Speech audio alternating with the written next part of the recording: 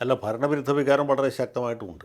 അതിൽ അത്ഭുതപ്പെടാനൊന്നുമില്ല. കാരണം എന്ന് വെച്ചാൽ കേരളത്തിൻ്റെ സവിശേഷമായ രാഷ്ട്രീയ സാഹചര്യത്തിൽ, കേരളത്തിൽ മാത്രമല്ല മിക്കവാറും എല്ലാ സംസ്ഥാനങ്ങളിലും ഈ 5 കൊല്ലം തികച്ച് ഭരിച്ച സർക്കാരിനോട് ജനങ്ങളുടെ ഇടയിൽ പൊതുവെ ഒരു വിപ്രതിപത്തി ഉണ്ടാവും. ഇവരുടെ ഭരണം മടുത്തു. അതുപോലെ യു ഡി എഫാണ് ഭരിക്കുന്നതെങ്കിൽ പിന്നെ വളരെ എളുപ്പമാണ്. കാരണം അഴിമതി, കെടുകാര്യസ്ഥത, സമുദായ പ്രീണനം, ഇതൊക്കെ കൊണ്ട് ജനങ്ങൾ വെറുക്കും. അപ്പോൾ എങ്ങനെ പോയാലും 5 കൊല്ലത്തിൽ ഭരണമാറ്റം ഉറപ്പാണ്. അല്ല, യു ഡി എഫ് ഈ തെരഞ്ഞെടുപ്പിന് വലിയ പ്രിപ്പറേഷൻ ഒന്നും നടത്തിയിട്ടില്ല. പിന്നെ ബൈ ഡിഫോൾട്ട് അവർ ജയിക്കും എന്നാണ് അവരുടെ പ്രതീക്ഷ. ഈ ഇടതുപക്ഷക്കാരുടെ ഇടയിലാണ് വലിയ മടുപ്പ്, വലിയ ചെടിപ്പ്, അധികം ഭരണവിരുദ്ധ വികാരമുള്ളത്. ഇവരത് തുറന്ന് പറയുന്നില്ല എന്ന് മാത്രമേ ഉള്ളൂ. പലരും രഹസ്യമായിട്ട് നമ്മൾ ഈ സർക്കാർ വളരെ മോശമാണ്. ബി ജെ പിക്ക് ഒരു തെരഞ്ഞെടുപ്പ് ഇതുകൊണ്ട് മാത്രം ജയിക്കാവുന്ന രീതിയിലുള്ള ഒരു ആത്മവിശ്വാസമോ അല്ലെങ്കിൽ അതിന് ഭാഗത്തിനുള്ള ഒരു തൻ്റെ ഇടമോ ആയിട്ടില്ല. ഇതാണ് ഒരു പ്രശ്നം. ബി ഡി ജെ എസ് അതിനെ ആശ്രയിച്ചിരിക്കുന്ന പാർട്ടിയാണ്. അപ്പോൾ ഇവർക്ക് എന്തുമാത്രം നേട്ടമുണ്ടാക്കാൻ പറ്റും? ബി ജെ പിയുടെ നേട്ടവുമായിട്ട് ചേർത്ത് തന്നെ നമുക്ക് ബി ഡി ജെ എസിനെ പരിഗണിക്കാൻ പറ്റുള്ളൂ.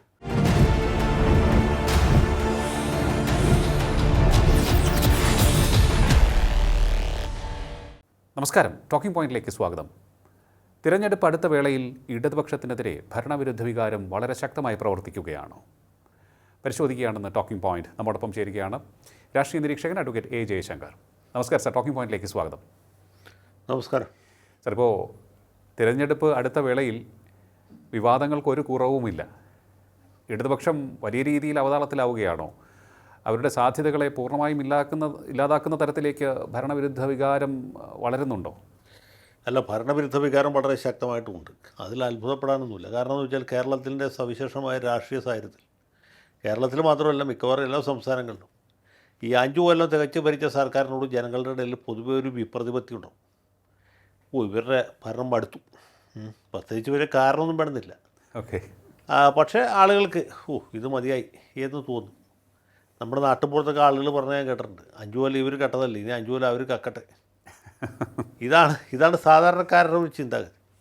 അപ്പോൾ 5 കൊല്ലം എൽ ഡി എഫ് ഭരിച്ചാൽ 5 കൊല്ലം യു ഡി എഫ്, 5 കൊല്ലം യു ഡി എഫ് ഭരിച്ചാൽ 5 കൊല്ലം എൽ ഡി എഫ്. ഇതാണ് അതിൻ്റെ ഒരു സാധാരണ രീതി. ഇപ്പോൾ എൽ ഡി എഫാണ് ഭരിക്കുന്നതെങ്കിൽ അവരുടെ അക്രമ രാഷ്ട്രീയം, RSS മാർക്സിസ്റ്റ് സംഘടന, അല്ലെങ്കിൽ ഈ മുസ്ലിം ലീഗ് മാർക്സിസ്റ്റ് സംഘടന, അതുമല്ലെങ്കിൽ CITUകാരുടെ ഈ ഗുണ്ടാപ്പിരിവ്, അട്ടിമറിക്കൂലി, ഇങ്ങനെയൊക്കെയുള്ള പ്രശ്നങ്ങൾ, അതല്ലെങ്കിൽ SFIക്കാരുടെ DYFIക്കാരുടെയൊക്കെ വിദ്യാഭ്യാസ പരിഷ്കാര വിപ്ലവ പ്രവർത്തനങ്ങൾ. ഓക്കെ. അപ്പോൾ ഇതുകൊണ്ടൊക്കെ ജനങ്ങൾ വെറുക്കും. അതുപോലെ യു ഡി എഫാണ് ഭരിക്കുന്നതെങ്കിൽ പിന്നെ വളരെ എളുപ്പമാണ്. കാരണം അഴിമതി, കെടുകാര്യസ്ഥത, സമുദായ പ്രീണനം, ഇതൊക്കെ കൊണ്ട് ജനങ്ങൾ വെറുക്കും. അപ്പോൾ എങ്ങനെ പോയാലും 5 കൊല്ലത്തിൽ ഭരണമാറ്റം ഉറപ്പാണ്.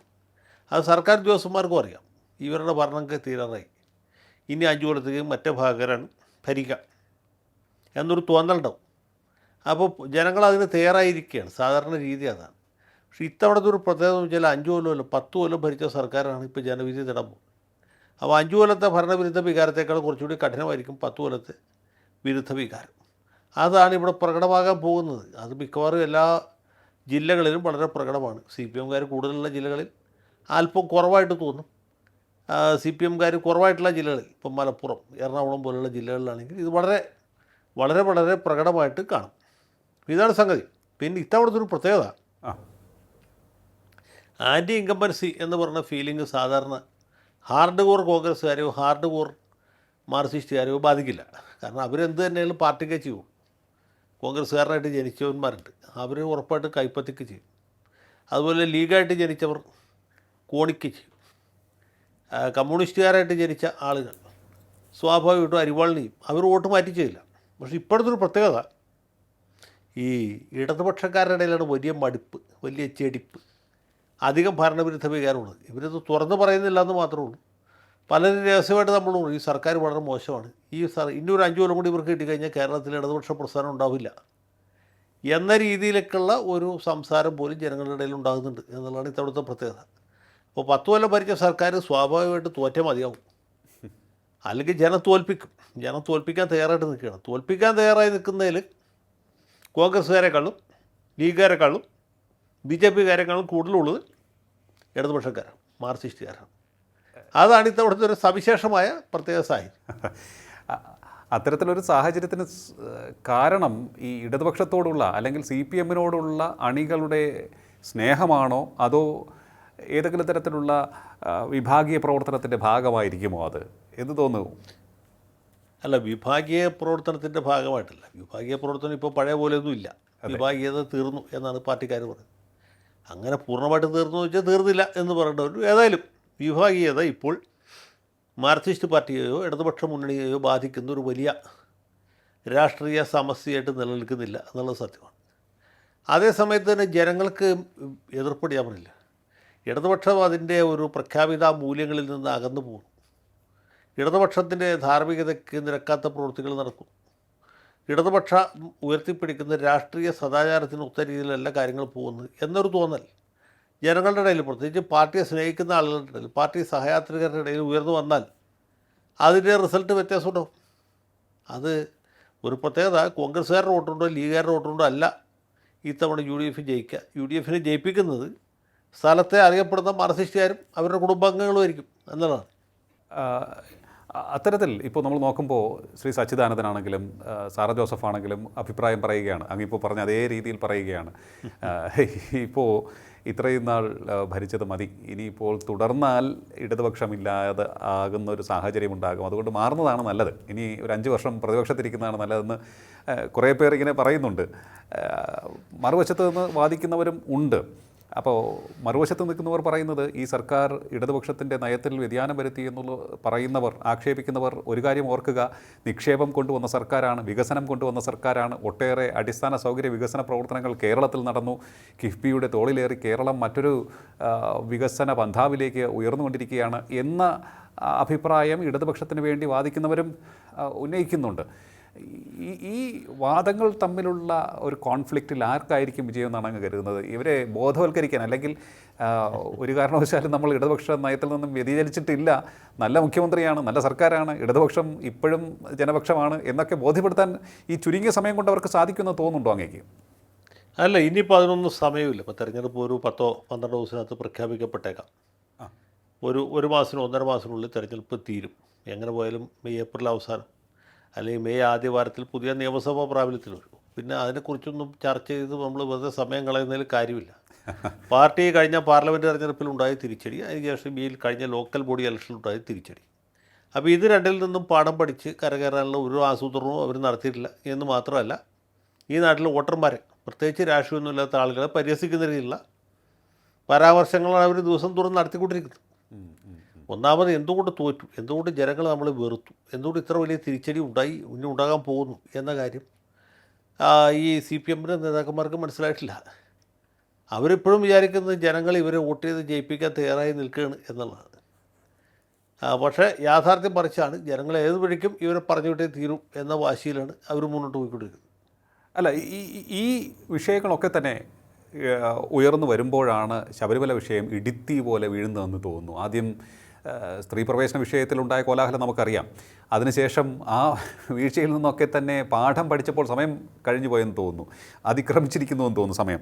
കാരണം ഇപ്പോൾ ഈ സ്വർണ്ണപ്പാളിക്കൊള്ളയും അതിന് പിന്നാലെ അയ്യപ്പ സംഗമവും ഒക്കെ കൂടി വന്നപ്പോൾ അതിൽ മാലപ്പടക്കം പോലെ ക്രമക്കേട് ജനങ്ങളുടെ മുന്നിലേക്ക് വീണ് പൊട്ടിക്കൊണ്ടിരിക്കുകയാണ്. ഇത് അവർക്ക് കൂനിന്മേൽ കുരു പോലെയായി എന്ന് വേണം കരുതാനല്ലേ? അതെ, ഇവർ ചെയ്തൊക്കെ അബദ്ധമായിട്ട് കലാശിക്കുകയാണ്. സത്യത്തിൽ ഈ അയ്യപ്പ സംഗമമൊക്കെ നടത്തിയിട്ട് വല്ല കാര്യമുണ്ടോ? അതുകൊണ്ട് അയ്യപ്പന്മാർക്ക് എന്തെങ്കിലും ഗുണമുണ്ടോ? ശബരിമല ശാസ്താവിന് വല്ല പ്രയോജനമുണ്ടോ? ആർക്കെങ്കിലും എന്തെങ്കിലും വിശേഷം ഇതുകൊണ്ട് ഉണ്ടായില്ല. ശബരിമലയുടെ പരിഷ്കാരത്തിന് വേണ്ടിയിട്ട് മാസ്റ്റർ പ്ലാൻ ഉണ്ടാക്കുകയും അത് നടപ്പാക്കുകയൊക്കെ ചെയ്യുന്നത് നല്ലതാണ്. ഇനി ഒരു ഉന്നതാധികാര യോഗം തമിഴ്നാട്ടിലെയും കേരളത്തിലെയും അതുപോലെ കർണാടകത്തിലെയൊക്കെ മന്ത്രിമാർ തമ്മിൽ, ദേവസ്വം മന്ത്രിമാർ കൂടിച്ചേർന്ന് ഒരു കോൺക്ലേവ് പോലെ നടത്തി അവിടെ നിന്ന് വരുന്ന ഭക്തന്മാർക്ക് വേണ്ട സൗകര്യങ്ങൾ ചെയ്തു കൊടുക്കുക, എങ്ങനെ കേരള ഗവൺമെൻറ് സാധിക്കും, ഇങ്ങനെയൊക്കെയുള്ള വിഷയങ്ങൾ ചർച്ച ചെയ്ത് ഒരു രൂപരേഖ തയ്യാറാക്കി അത് നടപ്പാക്കിയെങ്കിലും അതിനൊരു യുക്തിയുണ്ട്. ഇത് കേൾപ്പോരും കേൾവില്ലാത്ത കുറേ ആളുകളെ പല സ്ഥലത്തു നിന്ന് വിളിച്ചു വരുത്തിയിട്ട് അയ്യപ്പ സംഗമം എന്ന് പറഞ്ഞാൽ ഭക്തന്മാർക്ക് രോമാഞ്ചം ഉണ്ടാവും എന്നാണ് ഇവർ വിചാരിച്ചിട്ടുള്ളത്. സത്യത്തിൽ ഉണ്ടാകുകയില്ല, ഉണ്ടായിട്ടുമില്ല. ഇത് പൊതുവേ കോൺഗ്രസ്സുകാരുടെ നിലയിലുള്ളൊരു ആശയക്കുഴപ്പം വർദ്ധിപ്പിച്ചു എന്നുള്ളതാണ് അതുകൊണ്ടുണ്ടായ ഒരു പ്രയോജനം. പിന്നെ ജനങ്ങൾ മുഴുവനും എതിരായി, ജനങ്ങൾ പരാതികളുമായിട്ട് കാത്തു നിർത്തും, മുഖ്യമന്ത്രിക്ക് ഇതിലേക്ക് പോകാൻ പറ്റിയില്ല, അങ്ങനെയുള്ള ഒരുപാട് പ്രശ്നങ്ങളൊക്കെ വന്നു. അയ്യപ്പ സംഗമത്തിലാണെങ്കിലും ശരിയാണ്, നവകേരള സദസ്സിലാണെങ്കിലും ശരിയാണ്, ഇത് മൊത്തം ഔട്ട് ഓഫ് ഫോക്കസ് ആയിട്ടാണ് പോയത്. അത് ഫോക്കസ് ചെയ്യാനും ഒരു പ്രശ്നപരിഹാരത്തിന് വേണ്ട ഒരു സംവിധാനമാക്കി മാറ്റാനും സാധിച്ചില്ല. അതിൻ്റെ പുറത്താണ് ഈ സ്വർണ്ണക്കൊള്ളയുമായി ബന്ധപ്പെട്ട വിവാദം വരുന്നത്. പലകപ്പാളി എടുത്തുകൊണ്ട് പോകുന്നു, ദ്വാരപാലകന്മാരുടെ പ്രശ്നം ഉണ്ടാകുന്നു, അത് വന്നപ്പോൾ ജനങ്ങൾക്ക് ഈ സർക്കാരിലുള്ള വിശ്വാസം നഷ്ടപ്പെട്ടു. ഹിന്ദുമത വിശ്വാസികൾക്ക് മാത്രമല്ല, കാരണം ഈ ശബരിമല എന്ന് പറഞ്ഞാൽ പൂർണ്ണമായിട്ട് സർക്കാരിൻ്റെ ഉടമസ്ഥയില്ല, ദേവസ്വം ബോർഡ് നടത്തിക്കൊണ്ടിരിക്കുന്ന സ്ഥാപനമാണ്. അവിടെ നിന്ന് മോഷണം പോയാൽ നമുക്ക് മനസ്സിലാവും. രാത്രിയിലെങ്കിലും മോഷ്ടാക്കൾ അതിക്രമിച്ച് കയറി അവർ കുത്തിപ്പൊളിച്ചെന്തെങ്കിലും കൊണ്ടുപോയി. ഓക്കെ. അങ്ങനെയൊക്കെ പല സ്ഥലത്ത് സംഭവിക്കുന്നു. അങ്ങനെയല്ലല്ലോ, അതെ അതെ. ഇത് മിനിറ്റ്സ് ബുക്ക് തിരുത്തുന്നു. പകലിനെ രാത്രിയാക്കുന്നു, രാത്രിയെ പകലാക്കുന്നു. എന്നിട്ട് ഇവിടുന്ന് സാധനങ്ങൾ എടുത്തുകൊണ്ട് പോകുന്നു. തിരിച്ചു കൊണ്ടുവന്ന് വയ്ക്കുമ്പോൾ എന്താണ്, സ്പ്യൂരിയസ് ആയിട്ടുള്ള സാധനങ്ങൾ കൊണ്ടുവന്ന് വയ്ക്കുന്നു. പൊന്നെടുത്ത് മാറ്റിയിട്ട് കാക്ക പൊന്ന് തിരിച്ചു വെക്കും. സ്വാഭാവികമായിട്ടും ആളുകൾ പ്രകോപിതരാവില്ലേ? അതെ. സ്വാഭാവികമായിട്ടും പ്രകോപിതരാവും. അത് ഹിന്ദുമത വിശ്വാസികൾ മാത്രമല്ല, അയ്യപ്പ ഭക്തന്മാർ മാത്രമല്ല, കേരളത്തിലെ 3.5 കോടി ആളുകളും ഒറ്റയടിക്ക് പ്രകോപിതരാകാവുന്ന വിഷയമാണിത്. അപ്പോൾ അതിനൊന്നും തൃപ്തികരമായി യാതൊരു മറുപടി കൊടുക്കാനായിട്ട് നമ്മുടെ സർക്കാരിൻ്റെ ഇല്ല എന്നുള്ളതാണ് സത്യം. അതാണ് പ്രശ്നം. അല്ല സാർ, ഈ വേറൊരു കാര്യം കൂടി, അതായത് ഇപ്പോൾ ഇത്തരത്തിലുള്ള വിഷയങ്ങൾ, ഈ ശബരിമല ഉൾപ്പെടെയുള്ള വിഷയങ്ങളിലെ ഇടതുപക്ഷത്തിൻ്റെ വീഴ്ച, ജനങ്ങൾ പ്രതികരിച്ച രീതി വെച്ച് നോക്കുകയാണെന്നുണ്ടെങ്കിൽ വലതുപക്ഷത്തോടുള്ള, അതായത് UDFിനോടുള്ള ഇഷ്ടം കൊണ്ടല്ല, ഇടതുപക്ഷത്തോടുള്ള എതിർപ്പ് കൊണ്ടാണ് അവർ പലപ്പോഴും അവരെ UDFിനെ വിജയിപ്പിച്ചിട്ടുള്ളത്. ഈ ശബരിമല യുവതീ പ്രവേശന വിഷയത്തിന് ശേഷം നടന്ന ലോക്സഭാ തിരഞ്ഞെടുപ്പാണെങ്കിലും തൊട്ടു മുൻപ് നടന്ന തദ്ദേശ തിരഞ്ഞെടുപ്പാണെങ്കിലും ഇനി നടക്കാൻ പോകുന്ന തിരഞ്ഞെടുപ്പാണെങ്കിലും പലപ്പോഴും എനിക്കൊന്ന് അങ്ങ് തന്നെ ചിലപ്പോഴും പറഞ്ഞിട്ടുണ്ട്, ഇതിപ്പോൾ ഇടതുപക്ഷത്തോടുള്ള എതിർപ്പ് കൊണ്ടാണ്, അല്ലാതെ UDFിനോടുള്ള ഇഷ്ടം കൊണ്ടായിരിക്കില്ല ഈ തിരഞ്ഞെടുപ്പിൽ അവർ വിജയിക്കണമെങ്കിൽ വോട്ട് ചെയ്യുന്നതെന്ന്. പക്ഷേ കഴിഞ്ഞ കുറച്ച് നാളായി തെന്നിയും തെറിച്ചും ചില വിവാദങ്ങൾ UDF ക്യാമ്പിൽ നിന്നും പുറത്തേക്ക് വരുന്നതല്ലാതെ അവരൊരല്പം ഒരു ഒരു ഒരു ടൈറ്റ് കമ്പാർട്ട്മെൻറ്റായിട്ട് പോയിക്കൊണ്ടിരിക്കുകയാണെന്ന് തോന്നുന്നു, അല്ലേ? UDF എത്രത്തോളം പ്രിപ്പയർഡ് ആണെന്നാണ് അങ്ങ് കരുതുന്നത്? അല്ല, UDF ഈ തെരഞ്ഞെടുപ്പിന് വലിയ പ്രിപ്പറേഷൻ ഒന്നും നടത്തിയിട്ടില്ല. പിന്നെ ബൈ ഡിഫോൾട്ട് അവർ ജയിക്കും എന്നാണ് അവരുടെ പ്രതീക്ഷ.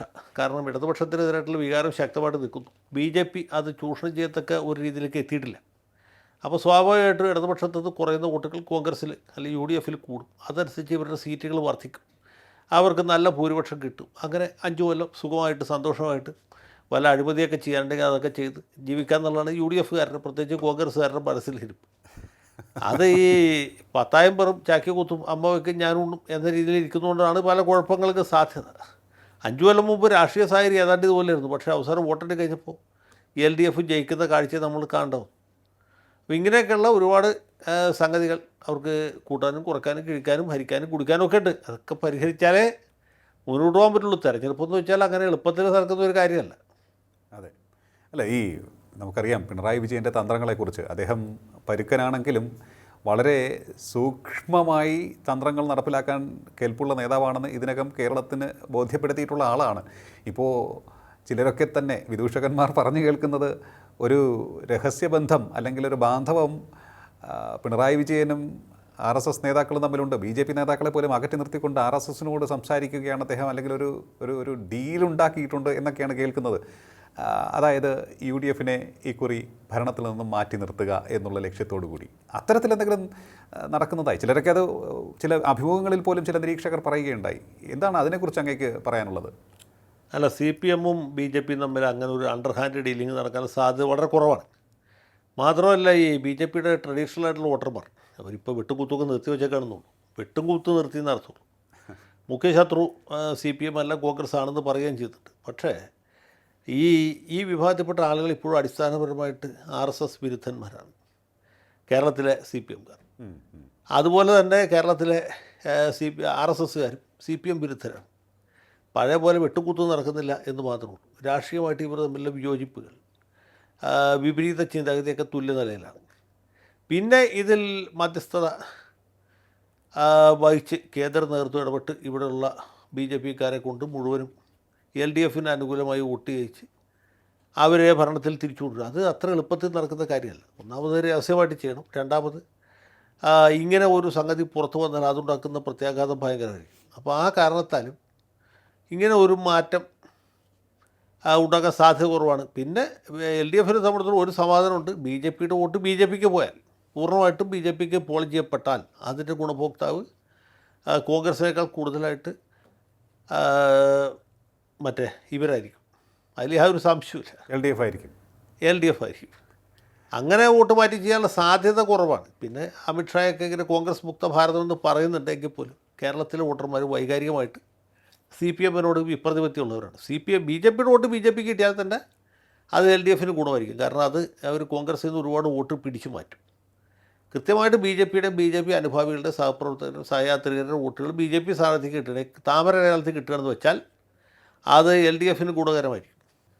അതായത് സർ, ഞാനിപ്പോൾ ഇത് ചോദിക്കാൻ കാര്യം, ഈ 30,000-ന് മേൽ വോട്ടുള്ള മണ്ഡലങ്ങൾ ബി ജെ പിയെ സംബന്ധിച്ചിടത്തോളം 30-ലേറെ ഉണ്ടെന്നാണ് കേൾക്കുന്നത്. അങ്ങനെയാണെങ്കിൽ അവിടെ ആര് ജയിക്കണം ആര് തോൽക്കണം എന്നുള്ളത് സംബന്ധിച്ചുള്ളൊരു തീരുമാനമെടുക്കാൻ അവർക്ക് സാധിക്കും. കുറച്ച് പേരെങ്കിലും വോട്ട് മാറ്റിയാൽ മതി, 5000 വോട്ട് മാറ്റിയാൽ മതി. അതായത് കോൺഗ്രസ് ഇപ്പോൾ അധികാരത്തിൽ വരികയാണെങ്കിൽ ബി ജെ പിക്ക് കേരളത്തിൽ പിടിമുറുക്കാൻ കുറേ നാൾ കൂടി കാത്തിരിക്കേണ്ടി വരും. എൽ ഡി എഫ് അധികാരത്തിൽ തുടരുകയാണെങ്കിൽ അധികാരത്തിൽ ഇരുന്ന് നശിച്ചോളും അവർ. മറുവശത്ത് പ്രതിപക്ഷത്തിരുന്ന് യു ഡി എഫും നശിച്ചോളും.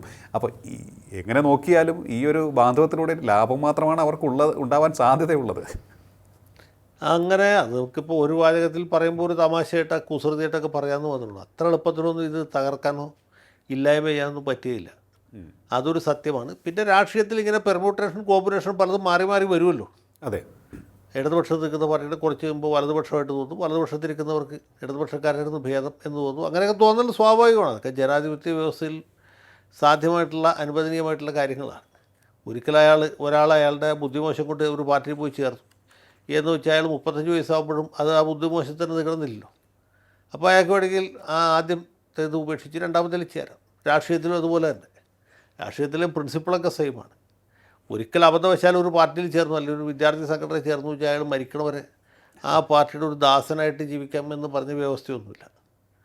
അതാണ് അതിൻ്റെ സംഗതി. അപ്പോൾ അതുകൊണ്ട് ഇത് കേവലം രാഷ്ട്രീയത്തിന് ഉപരിയായിട്ട് വോട്ടുകളുടെ ഒരു ധ്രുവീകരണം അതെങ്ങനെ ഉണ്ടാവും എന്നുള്ള ചോദ്യത്തിലേക്കാണ് ഈ ചോദ്യത്തിന് ഉത്തരം അത് ബന്ധപ്പെട്ട് കിടക്കുന്നതാണ് എനിക്ക് തോന്നുന്നത്.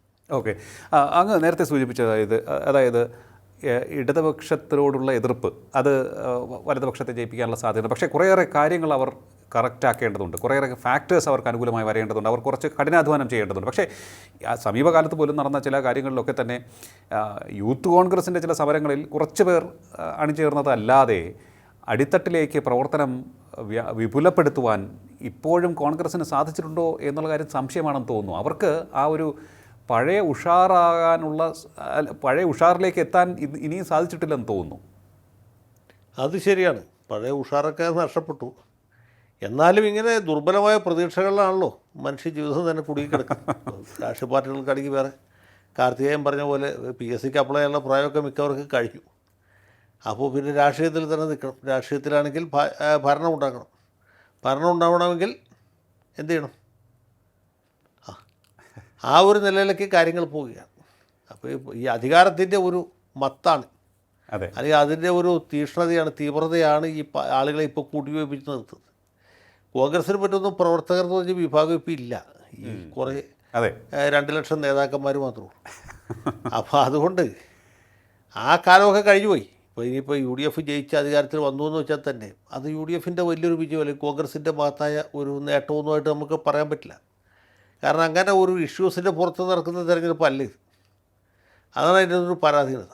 സാർ നേരത്തെ പറയുകയുണ്ടായി BJP അവരുടെ പൊട്ടൻഷ്യലിനനുസരിച്ച് വളർന്നിട്ടില്ല എന്ന്. എങ്കിലും ഞാൻ ചോദിക്കുകയാണ്, പല സർവേകളുടെ അടിസ്ഥാനത്തിൽ കോൺസെൻട്രേറ്റ് ചെയ്ത് ചില മണ്ഡലങ്ങളിൽ സ്ട്രോങ് മണ്ഡലങ്ങളിൽ കൂടുതൽ ശ്രദ്ധ കേന്ദ്രീകരിച്ച് വർക്ക് ചെയ്യുകയാണ് എന്നുണ്ടെങ്കിൽ 5-നും 10-നും ഇടയിൽ സീറ്റ് അവർക്ക് ലഭിച്ചേക്കും എന്നൊക്കെയാണ് ചില സർവേകളിലൂടെ ലഭിക്കുന്ന വിവരം. എന്ത് തോന്നുന്നു അങ്ങേക്ക്? BJPയുടെ നേട്ടം എത്രത്തോളം മികവിലേക്ക് വരുത്തുവാൻ അവർക്ക് സാധിക്കും? ഇപ്പോൾ സമീപകാലത്ത് ശരിക്കും പറഞ്ഞാൽ കഴിഞ്ഞ ഒരു 20 കൊല്ലം അല്ലെങ്കിൽ 15 കൊല്ലത്തിനിടയ്ക്ക് കേരളത്തിലെ ഏറ്റവും വളർച്ച നേരിട്ടുള്ള ഒരു രാഷ്ട്രീയ പ്രസ്ഥാനം എന്ന് പറഞ്ഞാൽ BJP ആണ്. അതിൽ ആ ഒരു സംശയമില്ല. കാരണം അവർ വളരെ ദുർബലാവസ്ഥയിലായിരുന്നു. അവിടെ ഘട്ടഘട്ടമായിട്ട് പിടിച്ച് കയറി ഇപ്പോൾ അതിൻ്റെ 15% വോട്ടൊക്കെ അവർക്ക് ഏത് തെരഞ്ഞെടുപ്പിലും നേടാം. ഉപതെരഞ്ഞെടുപ്പിൽ പോലും നേടാവുന്ന ഒരു സാഹചര്യം ഉണ്ടായിരുന്നു മിക്കവാറും മണ്ഡലങ്ങളിൽ.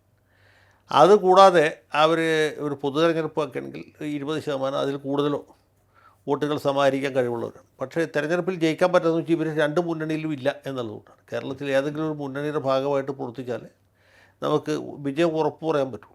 ഇപ്പോൾ അനൂപ് ജേക്കബിൻ്റെ പാർട്ടി ആവട്ടെ, ഷിബു ബേബി ജോണിൻ്റെ പാർട്ടി ആവട്ടെ, അല്ലെങ്കിൽ രാമേന്ദ്രൻ കടന്നപ്പള്ളിയുടെ പാർട്ടി ആവട്ടെ, ഏതെങ്കിലും ഒരു മുന്നണിയിലുണ്ടാകും. മുന്നണിയിലില്ലെങ്കിൽ ഫലമില്ല. അപ്പോൾ അതുകൊണ്ട് ഇവരൊരു മുന്നണിയിലുമില്ല, വോട്ടുണ്ടായിട്ട് മാത്രം കാര്യമില്ല.